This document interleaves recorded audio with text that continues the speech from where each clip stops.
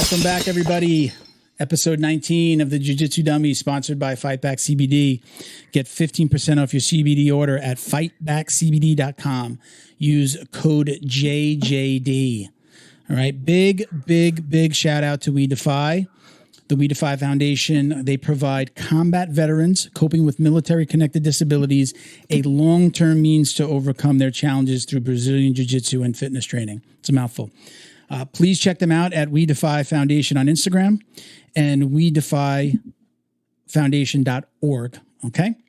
I've got a little something special for gym and academy owners, anybody with a small business. Stay tuned till after our first guest. I'm going to actually have a guest on that. It's a gentleman that I work with. His name is Jonathan Kramer. We're going to talk a little bit about something that we put together. We're going to give you guys it's a really big freebie to help manage the business during the quarantine. So stick with us. We'll talk more about that later. So episode 9, did I say 18 at the beginning of this? It's episode 19. Episode 4, quarantine episode 4. All right. Usually I have 3 or 4 really cool guests, David, or co-hosts, I should say. And they're not with me because of the social distancing. Nobody wants to catch the corona from me, I guess. So Milton campus here, Purple Belt, Fight Sports, Coral Springs. David Aguzzi, Grappling Industries, is my guest today. I appreciate you being here, David. Thank you for having me on. No worries. We love having you here. Let's start off with, I usually like to go down, somebody's resume, but I don't want to butcher it. So name, rank, serial number. Tell us a little bit about yourself. My name is David Aguzzi, like you mentioned. I'm the CEO of Grappling Industries. Grappling Industries being an international Brazilian Jiu-Jitsu grappling tournament. We produce it all around the world. Currently, we're in over 20 countries across 3 continents, working on our 4th and 5th continent pretty soon before the quarantine had occurred. I'm also a Brazilian Jiu-Jitsu black belt. Okay. I've been training since I was 13 years old. I'm 33 now, so that makes 20 years of Jiu-Jitsu. And I'm just happy to get the opportunity to keep speaking about Jiu-Jitsu with people. It's pretty fun. Canadian, right? We're speaking to you from where today? I'm from Montreal, Canada. Okay. So the eastern part of Canada, the French part. Okay. It was interesting to note. So you started out in Canada, but your first major market that you opened was not the U.S., right? After Canada, it wasn't the U.S.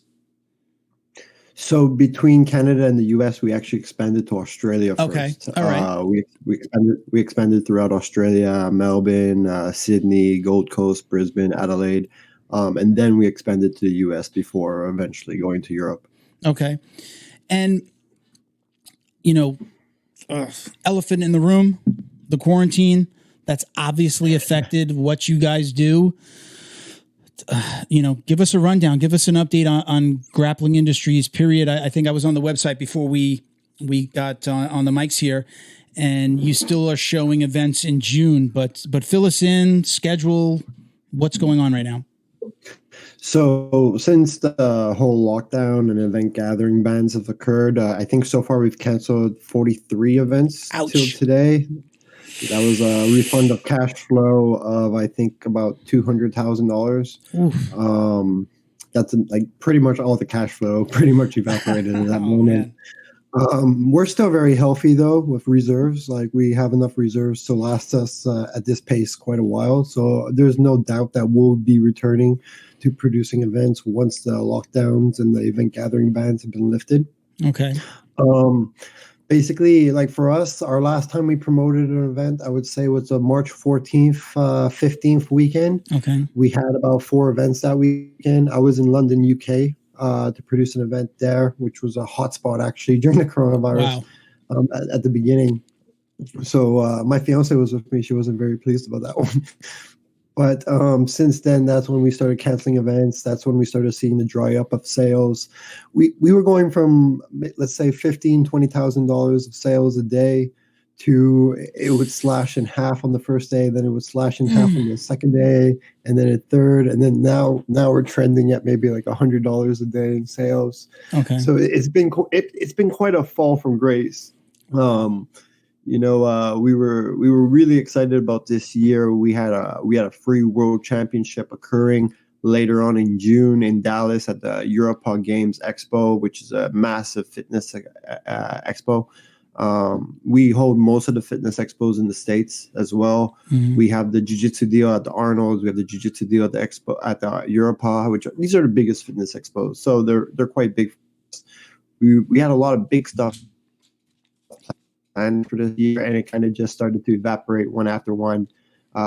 Every single, the week of like March 14th to March 21st, it was like I was on the laptop, I think like 17 hours a day, just canceling stuff, answering emails, like the number of emails that were coming in about the coronavirus. And what our plans were like through the roof. I would wake up to 200 emails a morning. I didn't even know that. I didn't even expect that from the jiu-jitsu community, to be honest. Like, you don't really know how big jiu-jitsu is until you're in that situation and everyone is emailing you at once to know about your plans. Wow. But right now, everything's just been evaporated. So we're playing the waiting game like pretty much everyone else in the event industry, regardless of what type of event you produce or promote. We're just playing the waiting game. My 15 guys, I wanted to try to pay them throughout this, but it's hard to pay your employees throughout this when you don't also know when the end date is. So currently, like all 15 of us are laid off right now, just waiting for the return. Having spoken to all of them clearly during the lockdown and like gathering ideas with them as well, because we're using the time to improve ourselves. I mean, just not doing anything for 3 to 5 months would be a silly idea. A lot of other people could surpass us during that time. And we take it like a competition ourselves. As far as like competition to competition, we want to be the best. Clearly, we want to be one of the biggest in the world. Currently, we're number 2 behind IBJJF. We're ahead of brands like NAGA and the UAE Jiu-Jitsu Federation. So we use this opportunity in the meantime to try to surpass them even more and more and catch up to IBJJF. But right now, it's just, as everyone can assume, we're just playing the waiting game. So what's going on in Canada? Let's outside of jiu-jitsu, like, here they did payment protection programs for businesses. They gave, the average Joe like myself, they give you $1,200 plus $500 per child. Is the Canadian government doing anything like that? Or are they putting money in the average person's pocket? Yeah, of course. So we have several different ones. We fast forwarded the unemployment rate. So it used to take 3 weeks to get your unemployment. Now it takes only about a week. But if the unemployment was only available during this time period for those people who had to be laid off or couldn't work because they either had COVID or were living with someone who had COVID or were taking care of someone who had COVID. So for the rest of us, people like myself, for example, the Canadian government has a program. It's called the CERB. It's $2,000 a month, up to 16 weeks. Okay. So you have to apply every 4 weeks. It would send you $2,000 instantly. You get it in about 3 to 5 days. I got my first one in like 3 days. My second one comes on Monday, I think. So that goes every 4 weeks. You get $2,000. That's for 4 months.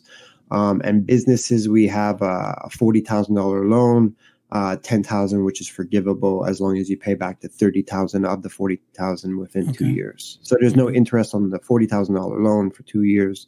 And then before those 2 years are over, as long as you get back 30 of the 40, you get to keep 10 of it. And the 15 employees that you said you have, are they all in Canada, or do you include, like, I think I heard you talk about on another podcast that you've got like somebody in Australia, right? You've got an event coordinator out in Australia. I don't know if they have a staff. Are you including those people as well? Yeah. So the 15 is basically everyone that's under me, hired by me full-time here at Grappling Industries. Canada, that we actually don't have any employees anymore. Okay. Just a little background story about Canada as well. Where I live in Montreal, Quebec, it's illegal to have a jiu-jitsu tournament. It's the only place in North America. I think the only place in North America. It's illegal. So anywhere in Canada, anywhere in the United States. Beginning of 2017, we were doing some changes to our criminal code in Canada, and they made a change to Article 83.A, which was about prize fighting, I believe. This was just after the UFC had started to expand upon like the regions they could also go to, because the UFC was illegal in some places as well. Yeah. So the UFC was trying, like clearly right before that, they were trying to make it legal in Toronto and Ontario and in Quebec to have their UFCs. And somewhere along the lines, jiu-jitsu got grouped in with striking and mixed martial arts and was deemed illegal. So although you're allowed to own a jiu-jitsu gym, you're not allowed to produce a jiu-jitsu tournament. And this all came out, I think, 2 days before pretty much the UAE Jiu-Jitsu Federation was having their Abu Dhabi Montreal qualifiers. And basically the police came down on it and came down on everyone else. Like, I still have the letter somewhere in my desk of the police telling me I can't hold my event, and also my private college that we hold the event at in Montreal telling me that I also can't have the event there anymore, which is weird because I was promoting events there for 5 straight years. So I'm a little confused though. Okay, so you can't put on a jiu-jitsu tournament, but isn't the UFC still running events up there? UFC hasn't done a Montreal event in quite some time. Actually, it's been a while, to be honest. The days of George St. Pierre are long gone as well, right?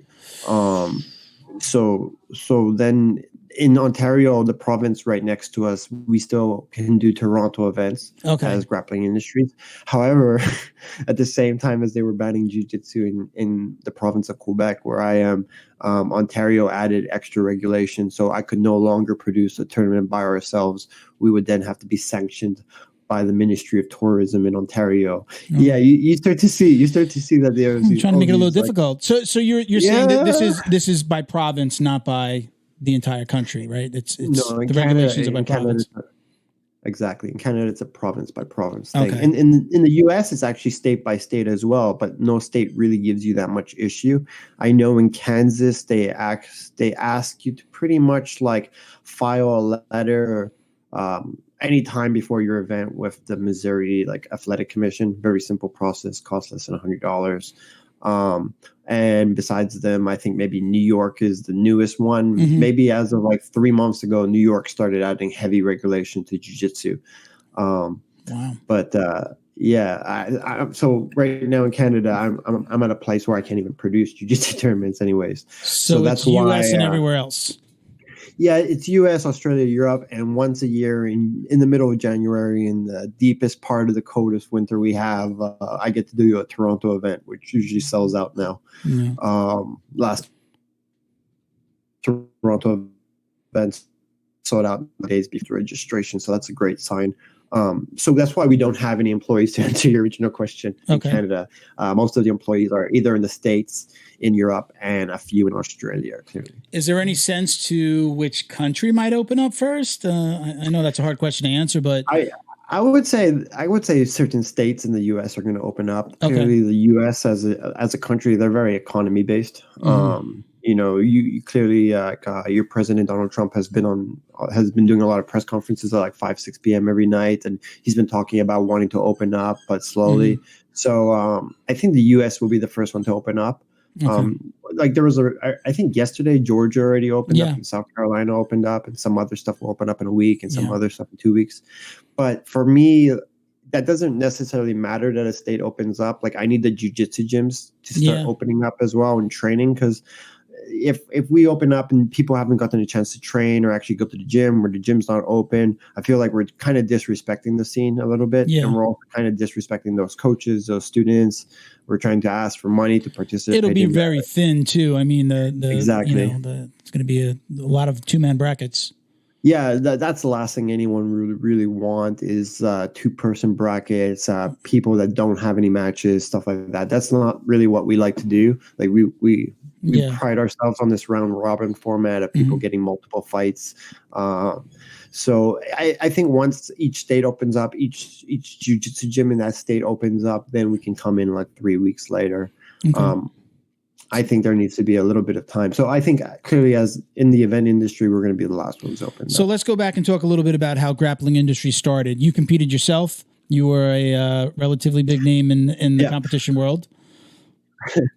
Yeah, I was a big name at the time when I was younger, around 18, 19 in Montreal, Quebec. I was doing a lot of amateur MMA as well. I was traveling the world to compete as well. I went to Worlds, I went to Euros in Lisbon. So I was always really fond of competing. I really wanted to be a competitor myself, a pro MMA fighter one day. But it's tough to say like what exactly led me away from it. At the time when I wanted to become a pro MMA fighter, there wasn't a lot of pro MMA shows around here, especially like I was trying to become a 135 fighter, so bantamweight. It's very hard to find bantamweight fights. It's really hard to get on a show if there's only one show every 3-4 months. I thought of even starting an MMA show, but it seemed confusing, especially in Quebec, with the criminal codes that we have for prize fighting. So one day I was talking about how I wanted to compete at the Euros in Lisbon, Portugal, but I didn't have a lot of money at the time. I was pretty young. I didn't have a job. I was trying to train jiu-jitsu full-time. I thought of throwing a jiu-jitsu tournament, fundraising for myself to go there, and fundraising a little bit on the side for charity, the Montreal Children's Hospital. So that was my first opportunity of trying to throw some type of Brazilian Jiu-Jitsu grappling tournament. Yeah. And then like after that experience, I would go home. I did everything. I went to the Euros. I came home. And then when thinking about what I had produced, I thought, hey, it could have been so much better. It could have been this. It could have been that. Only 39 people actually competed in that little in-house fundraiser for me and the charity. So from there, I started building up on the idea. Okay. And what makes Grappling Industries a little different, right? It's your rule set, correct? It's two things. I'm sure there's a lot of things. I'm sorry. I'm sure there's a lot of things, but I know that your rule set it plays a major part in why you guys are a little different. Yeah. So the rule set is really there. Like we allow a lot more submissions than a lot of other brands do, like the IBJJF. In our no-gi divisions, you're allowed to heel hook. You're allowed to reap in the gi and in no-gi, regardless, starting at like blue belt. So at blue belt, where in IBJJF you would be disqualified for reaping. At Grappling Industries, it's fine to reap. It's fine to knee bar at blue belt. It's fine to heel hook in advanced no-gi as well. I would say the biggest drawing factor to Grappling Industries would be that round robin concept of ours, where a lot of tournaments you're paying to go, and if you lose your first match, you're done, right? You have to just go home afterwards, regardless of how much you paid. IBJJF, you can pay $100, lose your first match, that's it for the day. You're out of the bracket. Where Grappling Industries, for every 5 people, you're going to get at least minimum of 4 matches. Okay. So the goal of Grappling Industries is to create a pooled round robin format where each competitor, we can hopefully get them at least 4 matches plus extra matches if there's a playoff afterwards. So if there's 10 guys in the bracket, you're going to have at least 4 matches, plus you need to win at least 2 playoff matches to win the actual bracket. Okay. So where before half the people in a bracket would be eliminated on their first match from losing, at Grappling Industries, those half the people get to stay in and still fight number of matches. So when you're thinking of Brazilian Jiu-Jitsu from the hobbyist perspective, because not everyone in Jiu-Jitsu wants to be a pro. Not everyone in Jiu-Jitsu wants to be world champion. A lot of people just want to test themselves. A lot of people just want to see what it's like, or show their professor that they're getting closer and closer to that next belt promotion, clearly. So for most people, they actually want experience. So the number of matches divided by the price is actually what they're thinking about in their head, not the prestige of the tournament. Okay. Even though we've added prestige to our tournament over the years, but what they're really going for is the number of matches. They want to go to a tournament and get like 5-10 matches. Yeah. They don't want to go to a tournament and have 1 or 2 matches. Clearly, like that kind of sounds boring, especially if you're traveling 5-6 hours to a tournament and then you lose your first or second match. And then you're like, oh, that was not great experience. My wife is going to be mad at me because I paid $100 to register and I had to travel there. I had to pay gas. And then I was also grouchy for a month because I was cutting weight. I was cutting weight. Grouchy? I said I couldn't eat that for dinner. I couldn't eat that for dinner. No, we can't go to that fancy restaurant. I have to watch what I'm eating. That's carbs or whatever the deal is. The main thing we're saying is that competitors want matches. That's the whole point of it. Tournament is to test themselves versus other people. So if the whole idea is like, oh, more matches is going to create the tournament to last longer, okay, then we'll add more mats. So the typical Grappling Industries tournament also has more mats to run the more matches. But that would be our big deciding factor. I would say that competing at Grappling Industries, you get more matches than almost every tournament in the world. I would say almost every. No, every tournament in the world. Okay. Yeah, the round robin factor is a deciding point right there. So it's kind of funny. I had a lot of new tournaments reach out, people asking to be on the podcast, probably right before this started to happen. So much so that I even put out a Patreon package for gym and event shout outs. Like, hey, listen, if you want to be part of the show, this is how, we have Patreon supporters, so we say their names on air. So I said, hey, maybe we can translate that into gyms and tournaments. And a couple of them were brand new. And I'm saying, then like a week later, COVID, quarantine, these guys are just, done out of the gate. I can imagine somebody who's got a refund, what'd you say, $200,000 that you had to refund, but somebody that's invested some time and money into getting, even if it's a local tournament system or statewide tournament system, they're done before they even got started. I feel a little bit bad for them, but I would have loved to say, hey, David, what advice do you give to somebody starting a tournament right now besides don't do it? But it just doesn't seem like these guys are even going to be able to get off the ground. If they spent money on mats and laptops and screens and they bought the metal inventory that they were going to give out already, then yeah, they've spent quite some money already. So not being able to have the opportunity to produce what you had bought into already, that really does suck. I do feel for them, actually.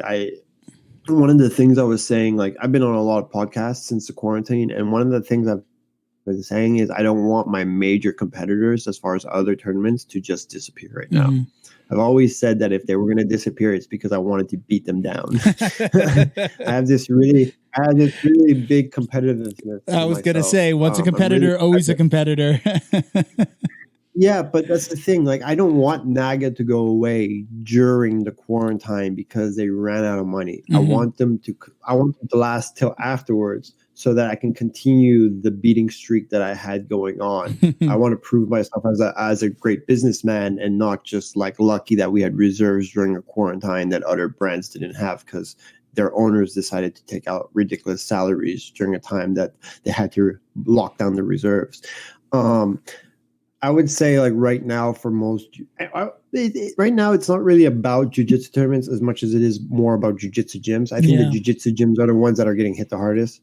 Like, I think 1 in 4 jiu-jitsu gyms will close by the end of this. Yeah. I know that sounds like a massive number, but it's just I think you're being fact. generous. I mean, if you were looking at like March 7th or March 14th, when people started posting, like, if we had to close for 2 weeks, like, it's going to be really hard for us to reopen. And then you saw those memes going around of like professors and gym owners and entrepreneurs asking that their students continue to pay for the membership, even though there's no jiu-jitsu classes, because there might not be a gym afterwards.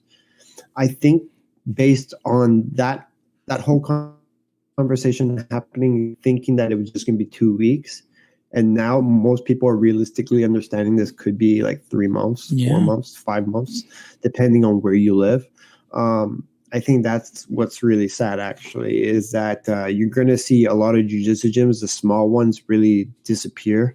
And you're going to see some of the jiu-jitsu gyms that were really secure in the first place, they're just going to get much bigger. I think that's most likely. But it's also going to create opportunity, I think. Like, the same as like every location where there's a restaurant, if that restaurant goes bankrupt, it's also most likely going to be replaced by a new restaurant. The recession creates recessions. These types of things that we're in right now also create opportunities for new entrepreneurs as well. And one thing I would have to say, like, if you are asking me for advice for the other promoters, something you have to remind yourself on is that after these types of recessions or this pandemic that we're in right now is over, most of the time people like to splurge on entertainment afterwards. Las Vegas was really big in 2008, after 2009, once the whole recession was over. It was big in 2001 as well somehow. But people love to go to sporting events and spend money on entertainment afterwards. I don't think this will be different. I think although 20% of people, let's say worldwide right now, are not working, not just in the States, I would say worldwide are not working. It doesn't mean that other 80% doesn't have money. And it also doesn't. It doesn't also mean that the 20% didn't have something saved. So you're going to see a lot of people like splurge on entertainment afterwards. I think UFCs are going to be really big, as they were in 2009 and 2002. But they just have to last. They just have to know that if they were creating a product that they think that people were going to want to participate in, that people will still want to participate in it afterwards. Just because you don't get to do it right now doesn't mean it doesn't work. When would you start training? When would you step back into a gym? I mean, me personally, I'll just give you my take real quick. I have an underlying heart condition. I had a heart attack a few years ago. Right now I have an MCL and an ACL tear. So I'm not going to be back for a good 9 months anyway. But if I was healthy, or let's just say I just had the heart condition, I can't see myself stepping on a mat before June 1st. I have to make sure that this is completely on, this is, that we're way past the peak. I think people have been saying 14 days past the peak, or 14 days of decreases in hospitalizations is what I believe they're saying here in the States. But I just couldn't safely or feel safe getting back on the mat in just my gym until I knew that we were that far past it. Your thoughts? How quickly would you get just back into the gym? And I know there's a different, you have to also think about, the tournament, but you personally, how long would you wait? How long would I wait? So I guess I'm a little different, right? Because I'm still very young. I don't have any pre-existing conditions, which is something that seems to really come up in the COVID cases, especially the death amounts. I'm someone who would jump back in maybe after a week or so. Okay. Then again, it's hard to say, because right now we're in society, we're trying to flatten the curve, which is basically for the healthcare system, right? COVID is still going to exist after we flatten the curve. Yeah. And basically the goal is, I guess, eventually everyone's going to get it. There's going to be some type of herd immunity that's going to be produced out of that. But still, I would say I would go back after a week or two, just to make sure that it's okay for the people around me. Because I still go see my parents a lot. My parents are both in their 70s. My fiance's mother's in their late 50s. So there's people around me that I see quite often that are also older. Also, some of the people who work at our events are also older. I guess for me, it would just be about a week or two, just to make sure that everything is okay. I guess that would be to answer your question. I'm not someone that has a condition or anything like that. I mean, like yourself with the heart condition, I would of course understand what you're saying, that you wouldn't go back after a week or two. A concern of mine as well about that type of subject would be when the second and third wave hits, because there's going to be a second and third wave. It would be irrational to not imagine that. Will that close jiu-jitsu gyms again? We've already seen, we just talked about the damage that jiu-jitsu gyms might face. Will they face a lot more damage if they're forced to close down again? Because I know where I live, we're starting to open some stuff up, but there's this mention every time they talk about it that they might start to close stuff again. So, I don't know how people feel about it, having the lockdown lifted and then being forced to lock down again. Yeah. I think that's where a lot of trouble is caused. Then again, I also read a lot of jiu-jitsu professors' posts where they're eager to open them back up. And I know some jiu-jitsu gyms that are going to open up May 1st in the States as protest. So, I don't want them to get fined, even though we can assume they're going to get fined. I mean, I don't know why they're going to. It's a weird thing to protest, to be honest, because you kind of know what the reaction is going to be from the police or the governor. But yeah, it's tough, right? It really. Also, when I decide to go back to the gym has to be open, so that I guess it really depends on the professors, right? I know a lot of phase one say gyms will open, but we all know that gyms are not Brazilian jiu-jitsu gyms. We're in a very intimate sport. I call it a very intimate sport. We have to be touching. I can't wipe down a machine and then work out after somebody. You're going to be dripping sweat in my eye. We're going to be we're touching. This is skin on skin. And I saw a great interview this morning on just the local news down here in Florida, and the owner was saying, I would feel irresponsible opening up too soon. And I believe that's actually where I've heard it before, but I had heard it again today about the 14 days of decline before he would open. So, it's, look, to each his own. I feel like Trump, kind of, hey, let's open up. And then he walked that back once somebody actually bit and said, Georgia said, hey, we're opening up. The state of Georgia, the governor said, yeah, we're going to open up. And then the mayor of Atlanta saying, well, we shouldn't. And then Trump walked that back. So I think there's a lot up in the air still. Yeah, so. Yeah, I know what you're talking about. I've been watching the press conferences every night, and it's like Atlanta didn't want to. Georgia says they want to. Then you have Trump saying, oh, I told him I disagree with him. Andrew Kemp. I think it's Kemp, the governor of Georgia. Yeah, I disagree with him, but it's up to him. I trust him. I mean, it's very unclear what you're saying, to be honest. Yeah. Like you said that you're okay with some states opening up before your guideline of May 1st, but then once someone does, then you're saying on live TV that you're disagreeing with them. So it's quite unclear, to be honest. So I have a listener question here. Again, we do some giveaways to people who submit. So let's bring it back to your actual event.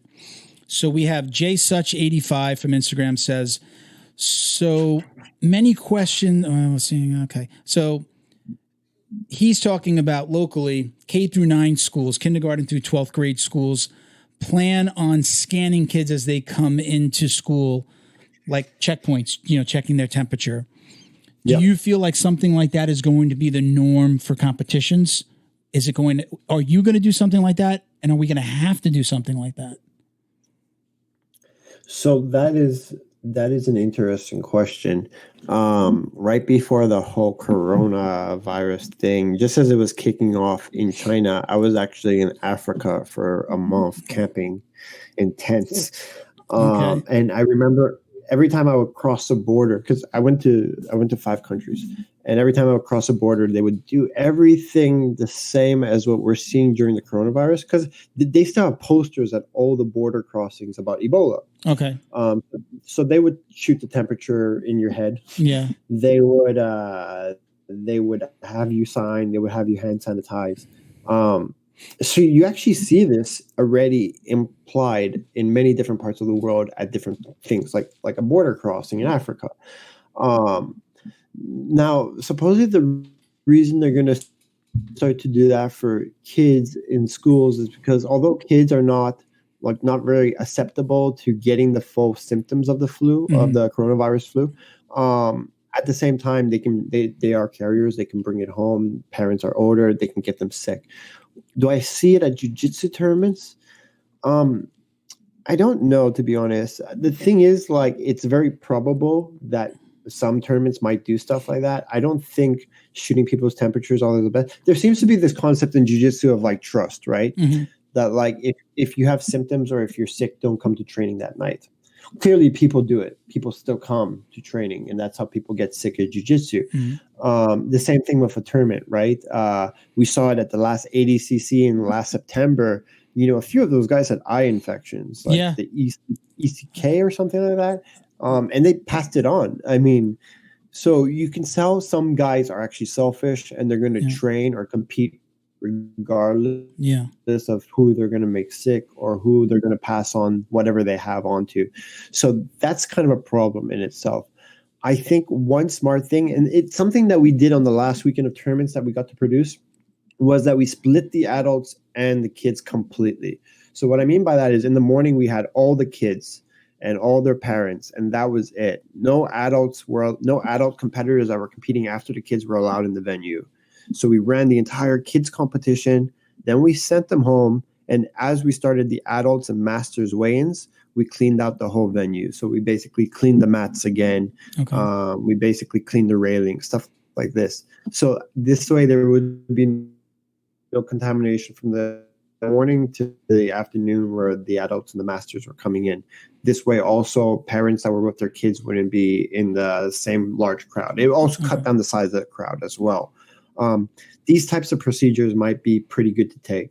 The hand sanitizing thing, more now than ever, don't walk around without your shoes on at a jiu-jitsu event. Clearly something that's repeated at every jiu-jitsu event because people like to go into toilets without their shoes or socks on. I mean, that's still huge pet peeve of mine. Just happening in the gym. I hate that. We're talking about COVID, man. Yeah. And we've always had this problem with people barefoot in the bathrooms. And we all know that at jiu-jitsu events, the urinals are covered in piss. at the end. There's no toilet paper. The whole thing is a shit scene. Like, regardless of the venue you use, like no venue can keep up with everyone like heading towards the one or two toilets of a venue that jiu-jitsu tournaments usually use. We're not arenas or stadiums there. We don't have like hundreds and hundreds of workers on hand just to do the courtesy of work. So it's hard to say, you know, like, will we be shooting temperatures at people at jiu-jitsu tournaments? It depends, like the thing. Like if states want us to do that, or if large gatherings, or if that's the thing that's going to happen at concerts or festivals in the future, then we're gonna adopt it as well, most likely. We're not just going to be left behind, you know. Yeah. So if it's mandated, really depends, if it's mandated, you're obviously going to do it. But I think there's still a little bit of time between now and when you have your first tournament to be thinking about these things anyway. Yeah. There's still some time. There's still some time also for the governors or different states or provinces to decide on what they want to go into those event gatherings. Because right now, event gatherings are still banned everywhere. You know, I know where I am right now, you can't have an event more than 2 people. So in the States, it's like big event, 3 people, big event. Need a license. Big event. Yeah, $300 income. Yeah. I was wondering how Dana White was going to pull off this whole private island thing. I mean, I know you saw that, right? The UFC 249. You know, and then it was private island, then it was Indian reservation. You know, crazy. Yeah, it was going to be. It was going to be like Fresno or something like that, like Tachi Palace or something. Yeah, something crazy. Yeah, I'm a big fight junkie. So for me personally, I think like, you know, right now the UFC is trying to hold their events, right? So it's going to be like May 9th in like Jacksonville, Florida, and right now we also have Submission Underground, Chael Sonnen's Jiu-Jitsu Pro show that he does every so often. He's doing those in hidden locations with no crowds. Oh boy. I think these types of things right now, the whole aspect of not having a crowd at your sporting event is not a good move. I think it's a bad look. You know, there's something about having a UFC with the crowd, right? It's kind of special. I think these leagues right now are trying to create content for television, not realizing that first they're a spectator sport. Yeah. So it's tricky to say. Like if the fighters are okay with it and they need to make money, then yes, of course, that's fine, you know. But then again, it's just not what the product is. So why are you changing the product so much to save like 1 or 2 months? You know, like it's. In a way, I feel like it's almost kind of selfish because it's like saying like, okay, while everyone else is waiting and while we're all like taking these certain measures to protect ourselves, we're going to get back to work, even though we're not deemed essential. Like they're not essential at all. UFC is not essential right now. Like that's just a fact of it. Them saying that we're going to have the event because we are essential, it just seems wrong in a way. Yeah. Is what I'm saying. I mean, Dana White has all the money in the world. Why that's where I was going to go. I mean, it's not. It's not like he's going bankrupt or the UFC is going to go bankrupt. I mean, you know, they purchased for almost $4 billion a couple of years ago. I mean, it's not like they don't have cash on hand. Actually, that's interesting because the UFC was bought by WME, who's owned by Endeavor, who's on the stock market, and Endeavor is having a hard time right now. Actually, lots of debt. A lot of trouble paying back their debt. Their stock is getting hit hard, especially since right now everyone went bear market on the travel industry or the entertainment industry. So Endeavor is actually getting hit really, really hard. Really? I know Dana White said that he wasn't laying off anyone from the UFC, but Ari Manuel right now is probably shitting himself, man. You know, because he pulled a lot of people together to buy the UFC. Like the UFC was not something like Endeavor was really looking forward to doing originally. Like Ari Manuel was really pushy on that subject, and they made it happen. But they put themselves in a really high debt situation right now. I think like they're still like $3 to $5 billion in debt. Yeah, similar to like stuff like AMC Theaters, who are $5.5 billion in debt right now, and like they're trying to make it through the lockdowns. So I hear the trader in you. I hear. I think I heard you on a podcast talking about you do a little day trading. Not day trading, long term. Oh, you're long term. Okay. All right. So I hear you citing these numbers. I know you're following these companies, not just from the surface, but oh yeah. Yeah, at first I was just interested in like the thing is like having money in your bank account that you're not doing anything with is kind of stupid. Well, right? Like at one point I was racking up money. Like I worked my whole life, but I haven't bought a house, or I don't like luxurious items. I live quite fugal. I've always invested more and more in my company to build my company bigger, increase the sales. Yeah. But increasing the sales increases profits eventually as well, right? Yeah. So once the company was taken care of, I was also very taken care of. So like leaving your money in your savings account doesn't really make that much money, you know, and then leaving in your checkings account is just a waste when you're comparing that inflation is going to make your money worth less if you just leave it there. Yeah. So I got a really good friend of mine, and we invested it all. Well, 90% of it. Okay. Even the Grappling Industries reserves, to be honest, are invested. Like leaving that type of money in your bank account doesn't make any sense. Like any amount over the amount you actually need should be invested. So yeah, I really pay a lot of attention to the stock market and how companies are doing. Very cool. I have a lot of fun with it. So, you know, you mentioned something before about some events. I know, like, you know, obviously it's not the same type of combat sport, but the WWE was trying to run, and I think they are, right? They're running their events with no audience. Interesting. I actually saw, just complete side note, I saw a post from Nicky Rod this morning where he's out at NXT. Is it NXT? NXT training, right? It's like their minor leagues. So, you know, they've tried this. I don't watch, so I'm not sure how successful it was, but, you know, Joe Rogan says it's like a comedian with no audience. It just falls flat. So, you know, I agree with you there. Is that even a thought for you?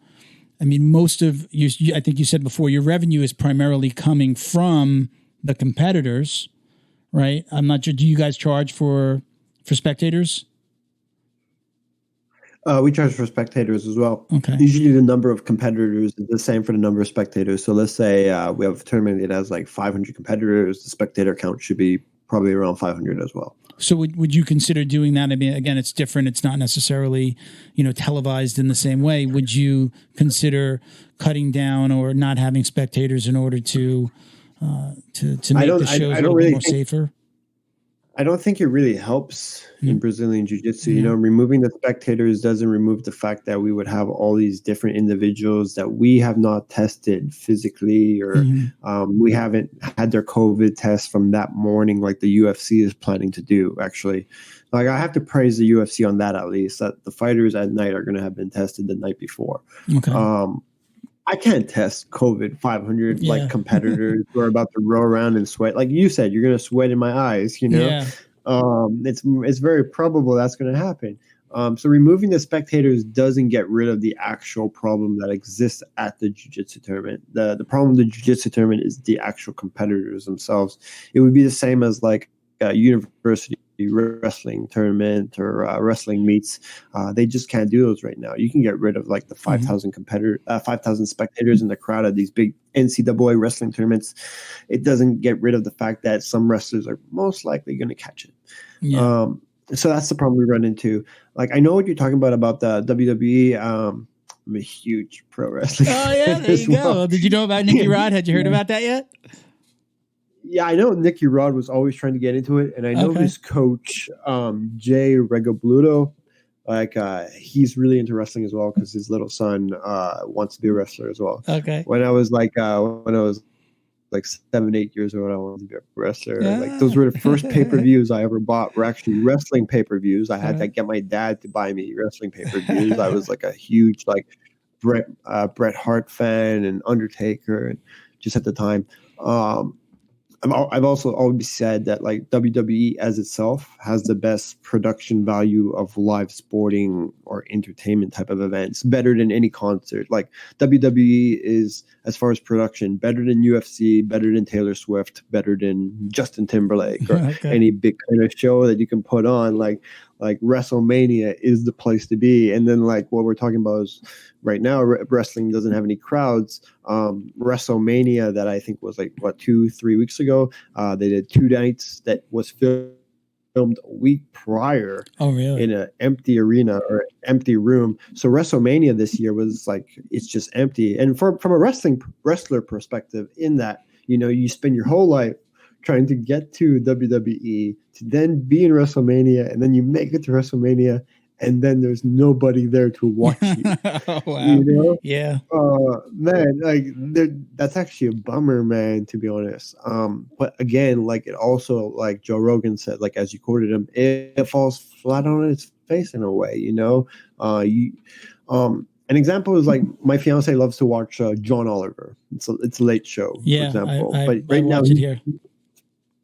Okay, so right now he's doing his episodes with like kind of like an empty screen, no audience or anything like that. So when he pops a joke, there's no laughing. Yeah, and it makes the whole experience kind of weird because now that there's nobody else laughing, you're not forced to kind of go along with the laugh. So you listen to the joke, and sometimes you're like, I don't find that funny. I watched the first episode that he did, where he did it, and he talks about. They actually had several, I think, not employees of the company or the production company, but in the building. So they had to actually move remotely, right? And they had to record someplace else. But yeah, when I watched, it was kind of like, and I'm a huge John Oliver fan. I love the show, loved him on the Daily Show, but I only watched that one episode. It just felt weird, almost felt dirty. Yeah. No, but that's exactly the point. Is like John Oliver has tried it, and it's actually not the same at all once you're watching that. So that's a really good example of like the comedian falling flat on a face, or just how the audience does add to certain things at quite a huge level. Yeah.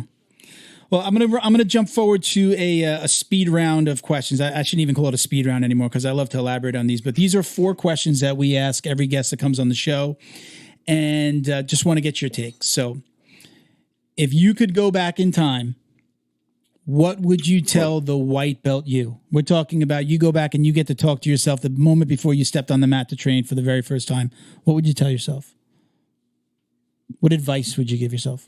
Don't take it so seriously. I get that. We get that a lot. Don't take it so seriously. Yeah. Why? What did you experience? What was your experience with that?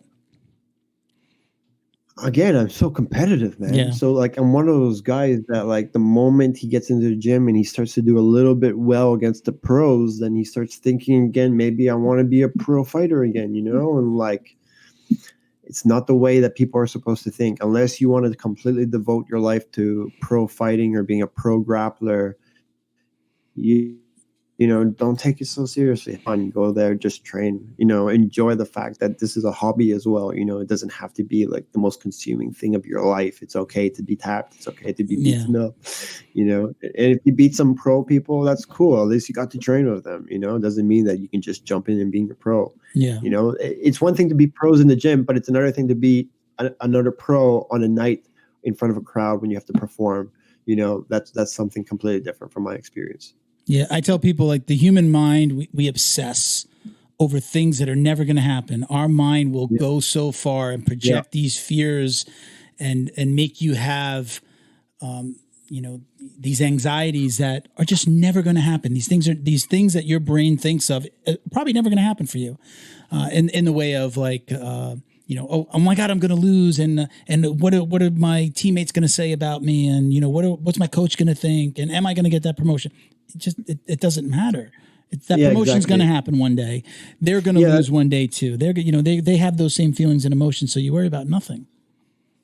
That's exactly it. We spend so much time stressed over, I want the next belt. I want the next belt. I want to be better.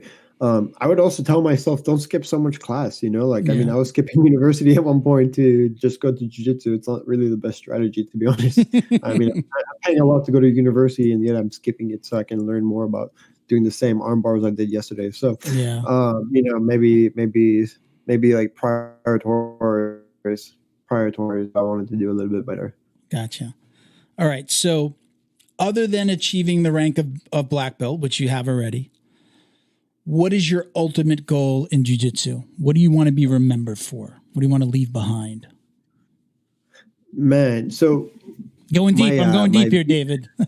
my VP in the States actually was on a podcast, and he was talking about how we're a strong second behind the IBJJF, and he's okay with being a strong second. And I remember ever since that podcast, I've called him out on that shit so fucking much. I mean, I'm not okay with being a strong second. Like, to me, it's like regardless of what you're doing in the world, like, you need to like try to find yourself to the top of that. Like, I want to be the best jiu-jitsu tournament promoter in the world. I want to have one of the biggest jiu-jitsu tournaments in the world. I want to replace the IBJJF. Mm-hmm. This is quite clear. If you've ever heard me talk about anything jiu-jitsu related, I want to replace the IBJJF. That's it. That's all. I mean, everything that comes with it, cool. You know, like at this point, like, our company makes a lot of money, but at the same time, I don't care. I don't care about how much money I make. I don't care what my payroll is or what my salary is. I want to be better than the IBJJF. That's actually more important to me than how much money I make. So who are it's as far as internationally, it's IBJJF,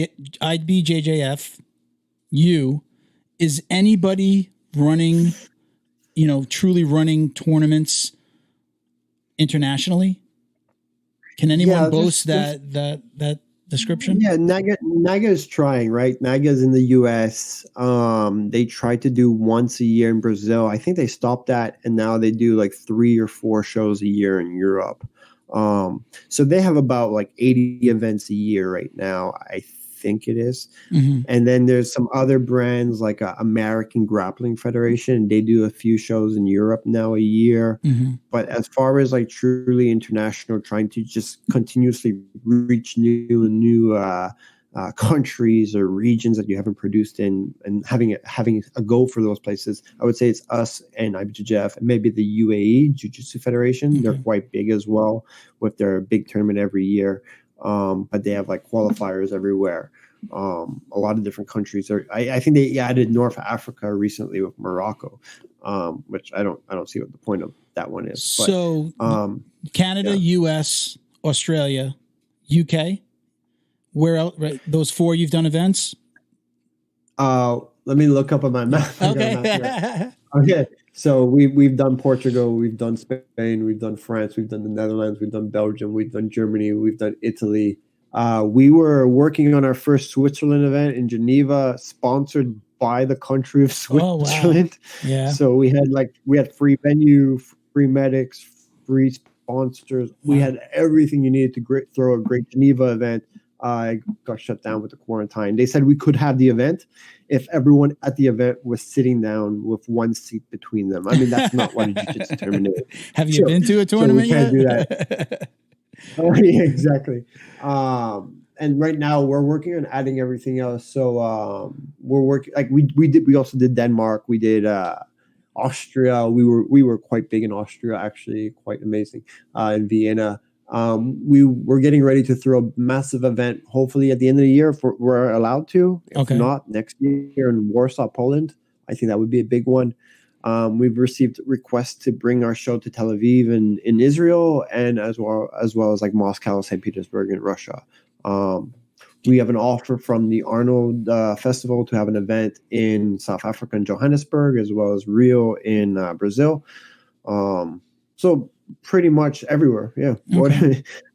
The first world has Grappling Industries. Now we're working on getting into the second world. Very cool. And wherever else has jiu-jitsu, we want to be there as well. So, but, and people can still go on to your website and sign up now, right? They can sign up for the events that are still listed on the website. Is that right? Can you? Yeah, they can. I think by the end of the first week in May, I think that's when we're going to have a deciding factor about the June events, to be honest. Like, the June events are still on the website, like we mentioned way earlier in the conversation, but we're not sure about them yet. Like, clearly it looks like Michigan is probably going to come down.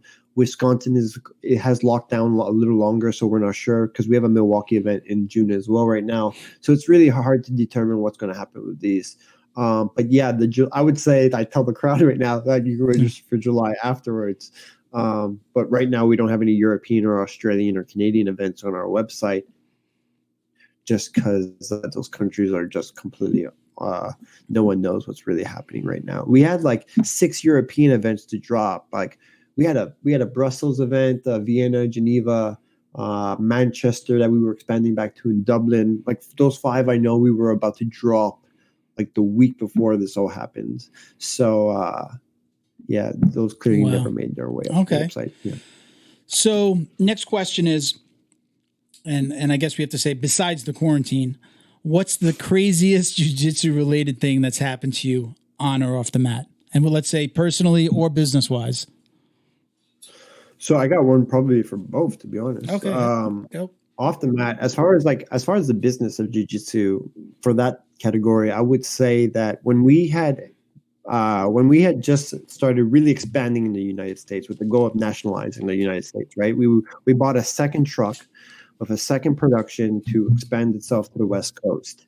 I had never lost money on a jiu-jitsu tournament in like 100 tournaments that I had produced. And now not only expanding to the West Coast did I lose money on a jiu-jitsu tournament, but I would lose money on 10 of 11 jiu-jitsu tournaments in a row. On top of this expansion of buying a second truck, buying a second trailer, buying a second production in its fullness, hiring another worker, of course. And then as the 10 of the 11 shows lost money, someone stole the trailer and the truck. And insurance didn't want. Really? Yeah, the whole trailer. Yeah, so your mats, go back to computers, TVs, or whatever you have out there, everything. Gone. So that happened in Overland Park, Kansas. Thanks, Overland Park. Overland Park, baby. Yeah, October 2017, I would say that was. So basically, that was like, you lose like $100,000 on this expansion, and then you lose like another like $70,000 on what you've bought just a month ago to do this loss, and now you lose that as well. So that was really, really challenging. That was like the one time I was really looking into the abyss. Well, I mean, you can't say, well, I don't know what kind of match you had, but if they said Grappling Industries on them, I'm sure somebody wasn't able to get rid of those. Man, they're orange borders with white middles that say Grappling Industries on them. So you have white and orange rollout, man. How many years ago was that? When was that? Like 3 years ago, October 2017. So someone has $30,000 of mats in their possession, but I think it's like in a ditch or in the woods, and it's been rained on and snowed on, and they're destroyed now. Oh boy! Never. Well, obviously, never heard from the police department on finding any of your stuff. Well, no, they actually called us like a couple of days later and said that they had found some items, like the PA system was found and the speakers, because what happened is the guy not only stole our stuff, but then he swapped trucks and stole someone's F-250. And then grabbed our trailer and then crashed on the highway into a pole or some shit like that. He was drunk supposedly. So in that stolen F-250, they found some of our stuff that was branded with Grappling Industries. The police went online, looked up Grappling Industries, sent us an email, and said, "Hey, we found your stuff." That's cool. So you guys were able to get that stuff back? No, just the PA system. Oh, okay. Yeah, the PA system. I think like 4 laptops. A rug, like a Grappling Industries like rug that we had in front of our podium. But like massive losses that day. So that was really tough to come back from. But we not only managed to use that as an inspiration, but we grinded our way back for sure. Yeah, so that's why when people think that the quarantine is going to take me down, fuck no. I was going to say, I mean, talk about hitting a brick wall. I mean, that's like to come back from that is really hard. I got to see the quarantine coming, right? Like they told us on the news it was coming. I don't get to wake up the next morning and just hear about it happening, which is what happened with the trailer. So that's the craziest business thing. What about the personal side? Personally, I don't really have that many crazy stories. I would imagine like the day I was getting my purple belt, like my former instructor was getting his black belt that day. And when he was running the gauntlet with everyone whipping him with his belts, he fell. And like some people stood over him and whipped him with the belts. And he thought that I was one of the people that whipped him with the belts. So when we sparred the next day, he went like incredibly hard. I was like 17 years old, like just the minimum to get the purple belt at the time. And like he went extremely hard. So he went like on my left side of my rib cage, I have like torn cartilage that's still torn and a rib that you can feel through my stomach. And also that same roll caused both my ears to cauliflower. So Really? I have two cauliflower ears. Oh wow! Both caused by from that roll. How did you find out he did that on purpose? How did you find out he rolled hard because of that? Did he just tell you right after? He was like while rolling, he was like rolling with his like elbows in my head and stuff like that. Like much stronger. Like you could tell by his face. You could tell by the people sitting on the sidelines looking like that this was like a rape or a murder going on or something like that. Like, you know, I'm pretty young, so like after that, like after the roll was done, like I rolled the whole round with him, right? Because I'm not gonna stop rolling with him, right? And he's not trying to tap me, right? He would go north south and like grind his elbow into my ribs and stuff like that. After the round, I went to the like locker rooms and like kind of teared up and shit. You know, I was kind of emotional at that age. Yeah, 17, man, forget it. Head coach of the team, like the BTT black belt, like sold me for like 2-3 minutes, and then like the next day, like the coach had gotten him to come over and apologize to me. But it is what it is. But he caused me some rib damage and 2 cauliflower ears. So ever since high school, I've had caulifs. All right, that's a good story. I like that one. That's one of my favorites so far to date. Okay, so big question. Oh, he fucked me up good, man. This is probably my favorite question out of anything that I ask any guest. All right. And this is do you do this and why? Or do you not do this and why? Do you or do you not wash your gi belt? Do you or do you not wash your belt? Do you wash it after every time you train? I would say like I wasn't washing it when I was like 14 or 15. Yeah. Since becoming a fucking adult, I wash it now. I usually have 3 other people in the room with me. Anytime I ask that question of any guest, including those other hosts, nobody washed their freaking belts. My last 4 guests have all washed it. They always throw it in my face. My last 4 guests have all said they washed their belts, and I have nobody here to look at and go, nana, woo woo, you know. What's the explanation? What's the explanation behind not washing your belt? You're not. I've gotten. You're just not supposed to. It's got your mojo. It shows how much you worked. But I mean, I just think it's dirty. You sweat on it. Those are some of the stupidest responses to the question you could ask. Mojo, really? Yeah, the old school, right? Mojo. The old timers, the old school guys say, I probably had Jacob the Bull. I don't know if you've heard of Jacob the Bull Brown. He's 16. He gave us one of the best answers, which was like, it shows my training. I don't agree that he doesn't wash it, but he says the wearing of the belt, the way that it frays, it shows how much I worked. Now, again, at 16, I get that. I understand that. I still think it's disgusting. I still think that you need to wash it, especially now. I hope some people start to change their mind a bit, especially with COVID. But the old school guys used to say, hold your actual mojo, like it's your skill. It's in the belt. Have you ever heard that? Have you ever heard anybody use that ridiculous excuse? I've heard all that. I've heard all that stuff. Okay. That stuff is just as stupid as someone telling you to inject disinfectant. Yes.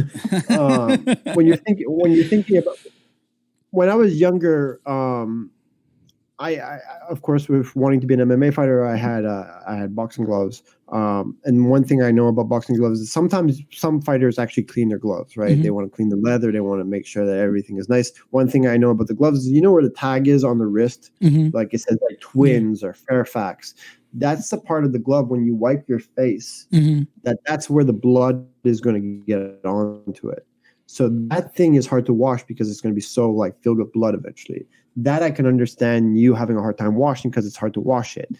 Not washing your belt because you want to show your training. And first of all, the answer coming from a 16-year-old is exactly what you would expect a 16-year-old to say. Sorry, Jacob. That it's going to show you. It's going to show your training. I mean, what are you talking about? Your skill shows your training. If you want to put it in the washer and it like kills the color of your belt a little bit, that shows that you've been training longer because you've been cleaning your belt more and more often. But the belt is so fucking dirty if you're thinking about it, right? Like, if you don't wash it, that's like saying, oh, you don't wash your gi pants as well. What are you talking about, man?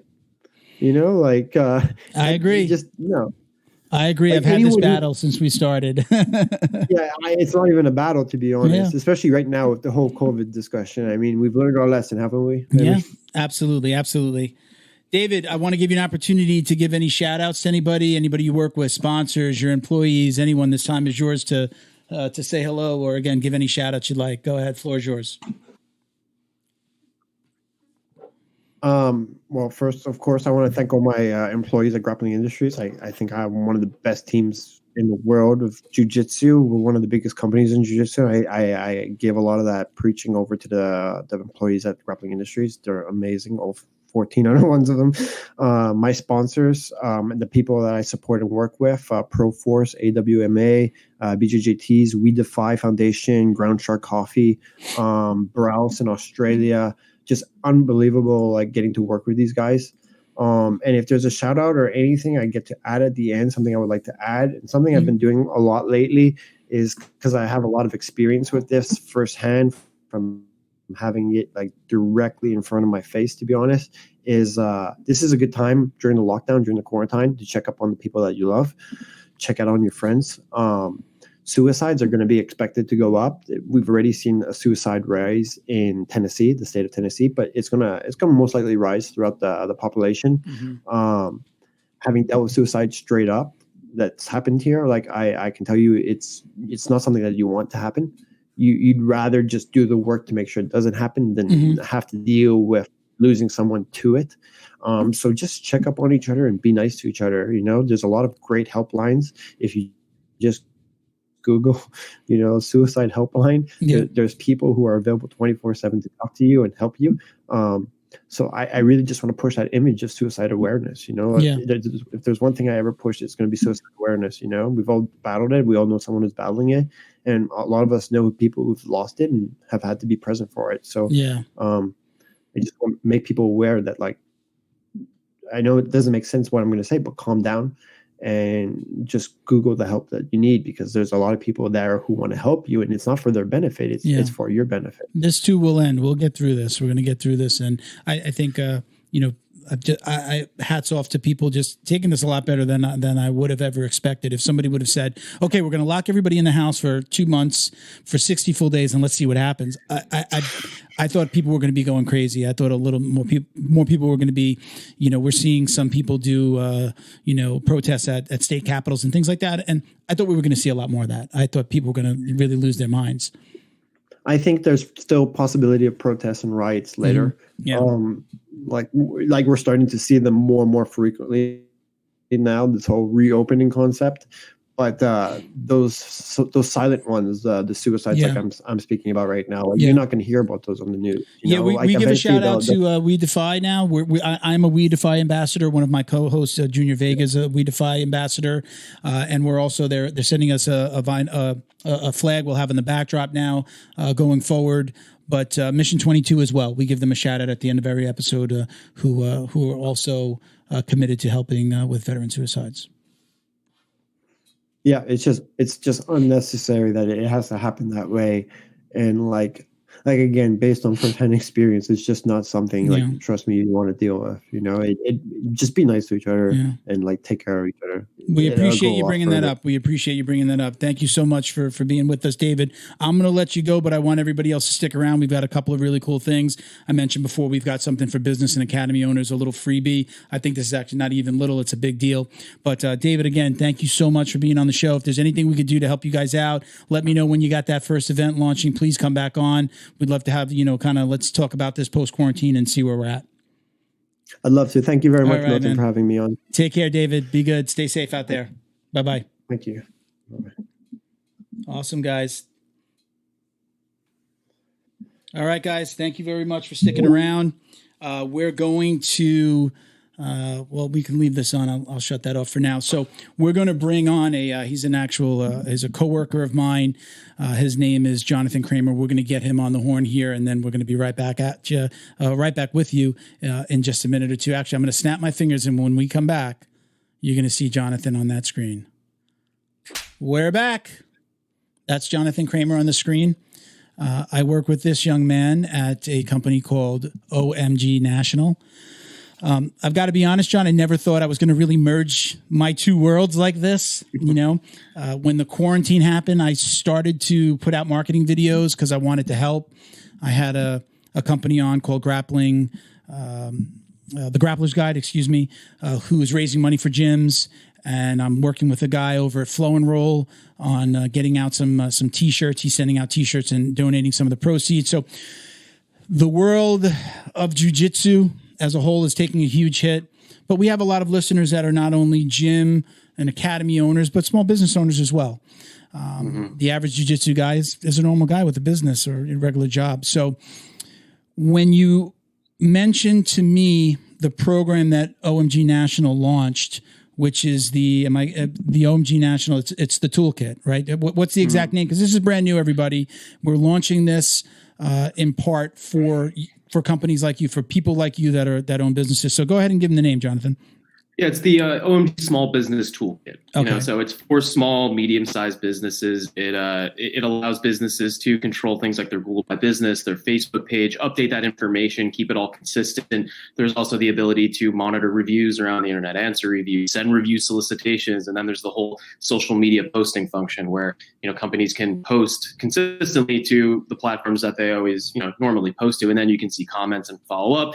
It brings everything together in one place, and Okay. you said it best. Like right now, at a time where people are kind of, no one really knows what the future is going to hold, we wanted to put something out there. We wanted something where, look, what can we give to the community? What can we give to small, medium-sized businesses around this country and around the world, for that matter, to allow them to, really get the base of their digital marketing, of their digital presence as solid as possible. So when this is over, you come out of it and then you're ready to go full speed.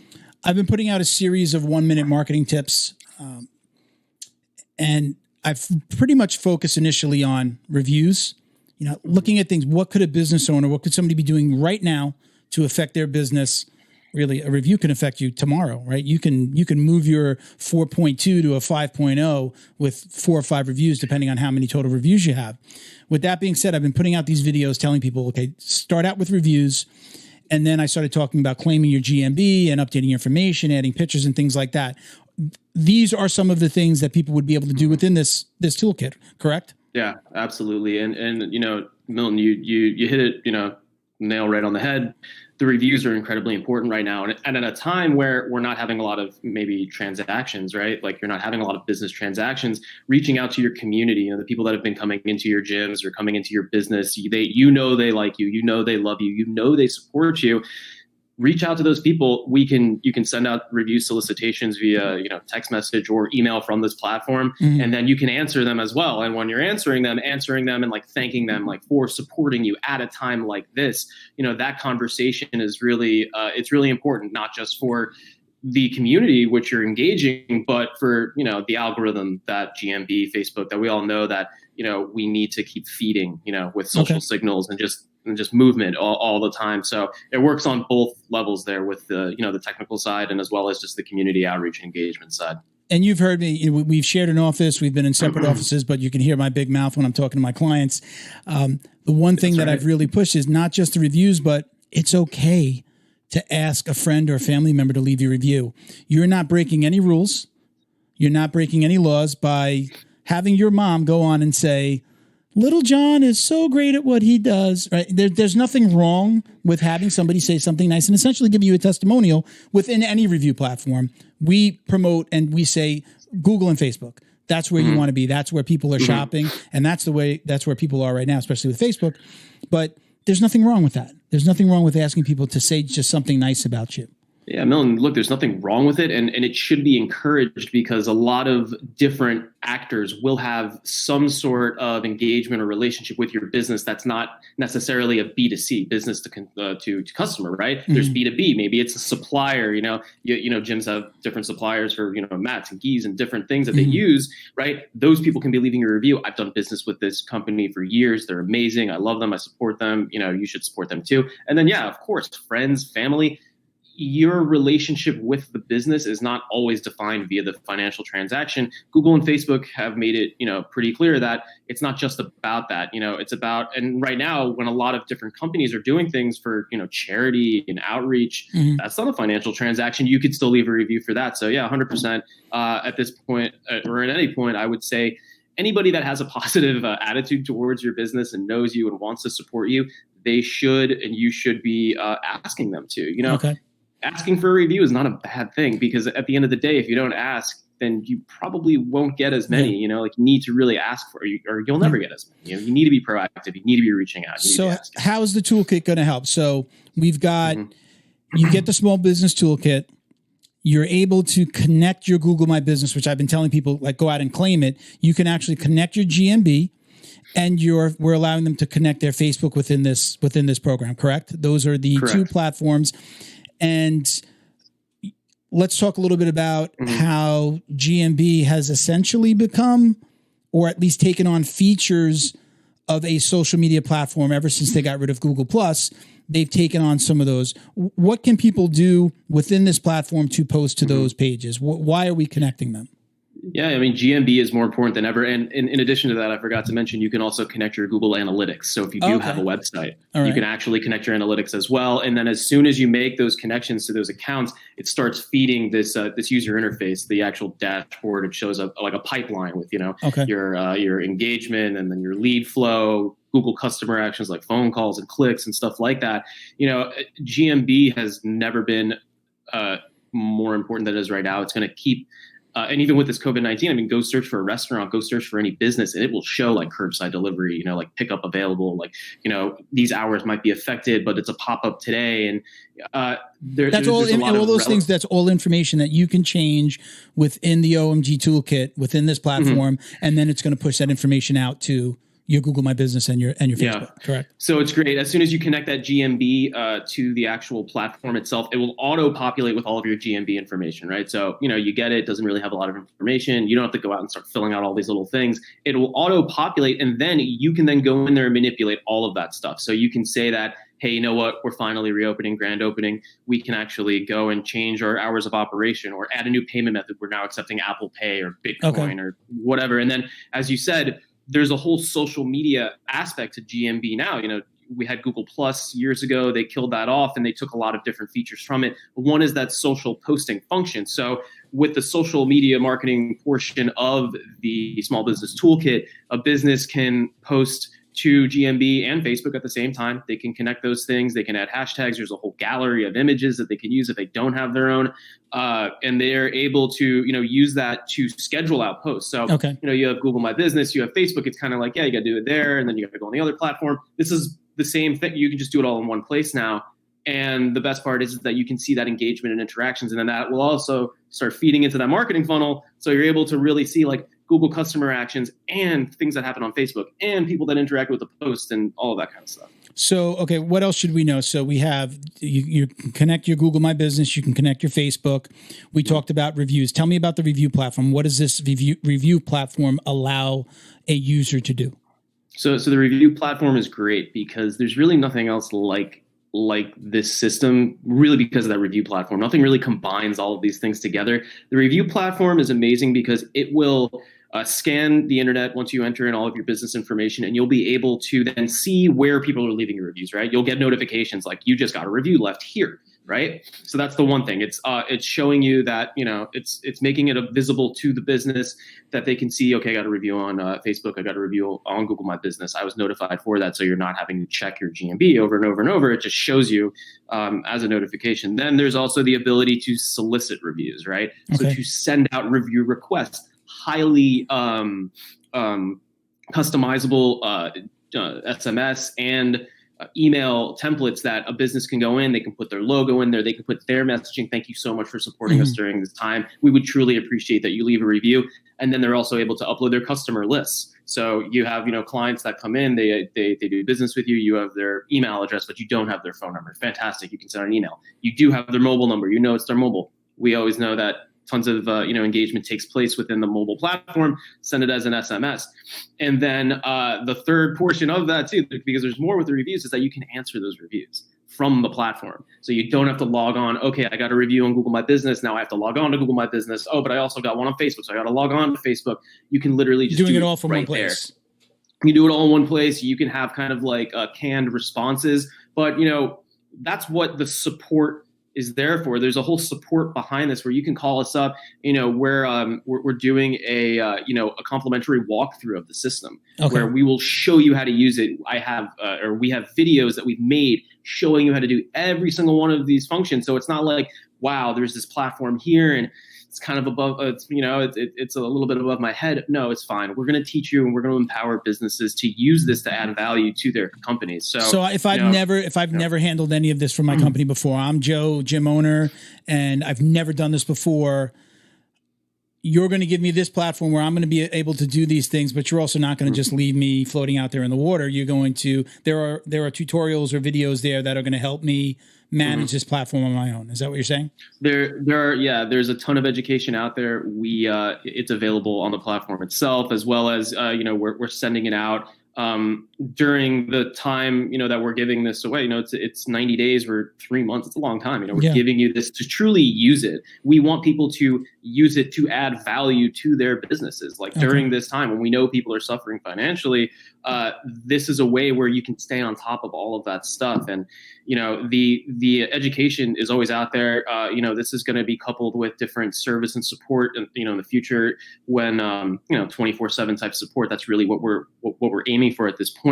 And, you can always call us up. You can always ask us, how do I do this? Is there a way to make this easier? Yeah, of course there is. And we're always here to help and guide. And because we supply, we sell value. we sell something like this. Again, I say I do work for OMG National.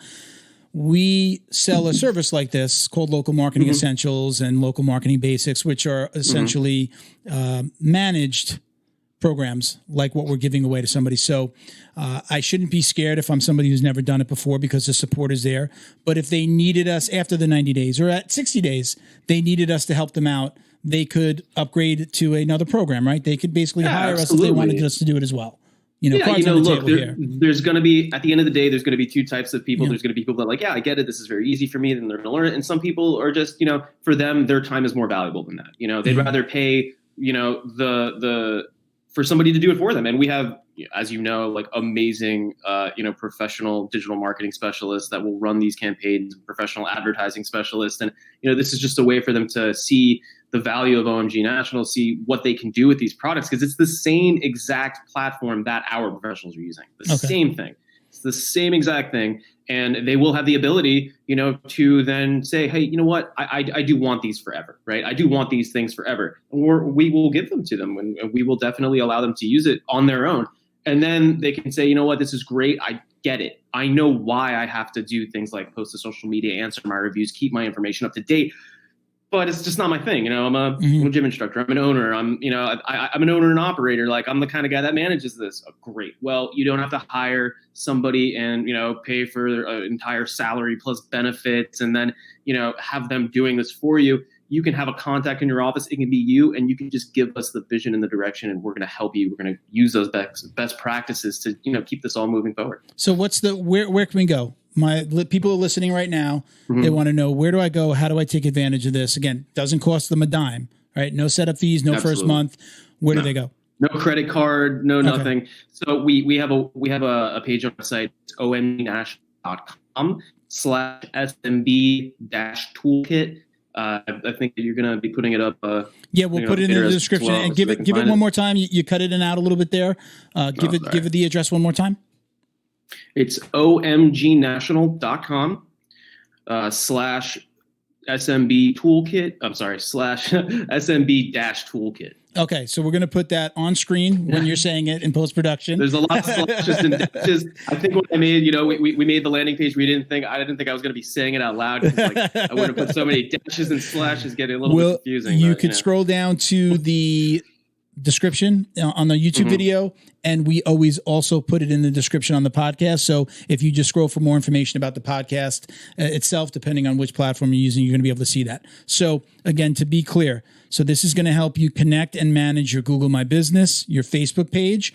You'll be able to schedule out posts, correct? schedule out Absolutely. social media posts besides manage those 2 platforms. And we're also giving you the review platform where you can text and or email for reviews from clients, those friends and family members that we're telling you to get testimonials from. You can utilize this platform to reach out to them as well. Yeah, and monitor those reviews and answer them on platform. I mean, it's the whole package. It's something very powerful, and I'm proud to work for a company that when I brought this to the table and we were talking about let's just put this out there right now. We are all in a relationship with these small and medium sized businesses. We all need each other to survive, so we all got to help each other out through this. I mean, it's all about the community and it's about practicing genuine compassion for one another. So it's a nice thing to be a part of. And let's just talk real quickly about. I am a huge fan right now. Again, I talk about this during 9 to 5 every day. I'm talking about this with clients. And my job, my role at OMG is I'm helping existing OMG clients with roadmaps. What's next? I'm the what's next guy. What do we do now? What do we add onto our program? This is working. This isn't. What do we take? What do we put in? What do we take out? Right now, one of the conversations that I'm having the most is social media, but paid social media, right? Doing ads on social media, it's 70%, right? Facebook usage has gone up 70% since the start of the quarantine. Everyone has a client that has visited their website who also has a Facebook page who you can get an ad in front of right now utilizing Facebook Google calls it retargeting. Facebook calls it remarketing. You can get a remarketing ad in front of that prospect, that client, that student, that mom who's looking to get her bullied child into a martial arts program. We can get an ad in front of them. I think that outside of the toolkit, outside of local marketing, it is the most powerful thing, especially for gym owners, academy owners, fitness professionals. It is the place to be. Agree? Disagree? Oh, 100% agree. At the end of the day, the small business toolkit, that's the foundation, right? That's the foundation of your digital marketing. You want to have a solid foundation so you can start doing everything else, right? So you can start building the walls and painting the walls and doing all the wiring and everything. Those are the next steps. Facebook ads right now are incredible because, everyone, I always have this story, whenever anybody starts working for us and they're like, are they really listening to our conversations? Like, how do they know? How do they know to target me for this? And I'm like, because Facebook has a lot of information about you and you give them a lot of information. Everything you do, they're listening to John. They're listening. Well, I mean, it's more than that though. It's more than that because sometimes you're thinking it, right? Yeah. You're thinking it and you're like, how did they know? Well, it's because they know you very well. And we're able to take that as a company, we're able to use all of that demographic data about the people that have been on your site, the customers that you've already worked with, create lookalike audiences, grow your actual audience itself. So yeah. And especially right now when people are just like sitting on Facebook all day. I mean, there's not a lot to do around. So we can really do a lot more than we've been able to do with that Facebook ads and program. And I think right now it's got to be the best bang for your buck when it comes to advertising for businesses. So very cool. So we'll have them reach out. We're going to have the link again in the description. If you have any questions, you can email me as well. I answer any of the questions that we see in our social media descriptions. If you have some more questions about this, you can reach out to me. You can fill out that form. And it is actually, John, you would actually be the person getting back to them initially. Anybody who fills out that form is going to be speaking to you at some point. Correct? Yeah, it goes directly into my inbox. I'm the one that right now is setting up these accounts. I'm getting people activated. I'm talking to people. I call everyone up. Right after that activation, I ask them if they want to schedule like a walkthrough to really use it. I make sure that they're getting these emails that show tutorials of how to send out a review request, how to add your client base, how to update information on your Google, Facebook. So, we're here to help. We're here to help and support. So you're not just a pretty face and an incredible beard. You are also incredibly knowledgeable about this stuff. I'll attest to that. So, John, I just want to thank you for doing this. I appreciate you. I miss you, brother. Normally, we see each other at least a few times during the day. Thank you so much for doing this. I really appreciate this. The gym, academy, fitness world is going to take a huge hit, especially, jiu-jitsu specifically. It's a very intimate sport. I said it earlier on the podcast. We are dripping sweat on each other. We are touching skin to skin. So it's going to be a hard road. It's going to be a long road to get back. So something like this, 90 days, or a program that's going to give them 90 days for free to help them get their business on track, I think is an incredible opportunity. So thank you very much. Again, appreciate you doing this. I will see you and talk to you soon. All right, brother. Thanks for having me, man. All right, brother. Take care. Be good. All right, guys. So stick around. I'm going to go over a little housekeeping here with you. Again, great opportunity. It's not something that the company just does willy-nilly, giving things away like that. So this is a really great opportunity. If you, again, have any questions, just reach out. Let's just go through our housekeeping again. Some things have changed. Some things are still the same, but look, we love giving stuff away here on the program. So, on YouTube, like, comment, subscribe. You can win a $25 gift card from the ju-jitsu-dummies.shop. You can also get a bottle of CBD from Fight Back CBD. Usually if I'm giving the CBD and a gift card away, if you're getting CBD, I'm also giving you a $25 gift card to the shop, or if we have a t-shirt company that's also working with us. So Fight Back CBD, if you want to order from Fight Back, fightbackcbd.com, go to or use code JJD for 15% off your order. Side note, on the shop, on the ju-jitsu-dummies.shop, it's 10% off. Use code DummiesPod19. And we also do free shipping for orders over $50. Okay. We have some really cool rash guards. We have ranked rash guards that we've added to the site. You can see them up here in the background. This is Junior's Extra Schmedium. That's my purple if I hopefully ever get to wear it. So we also added something really cool. Everybody's looking for face masks. We added neck gaiter face shields. You see landscapers with them a lot, right, Bo? You see they pull them up over the nose. It's looks like almost a turtleneck. You pull it up over your nose and your mouth. Women are also able to actually take it and put it up on their hair. If you have long hair, you can put it up as a bandana.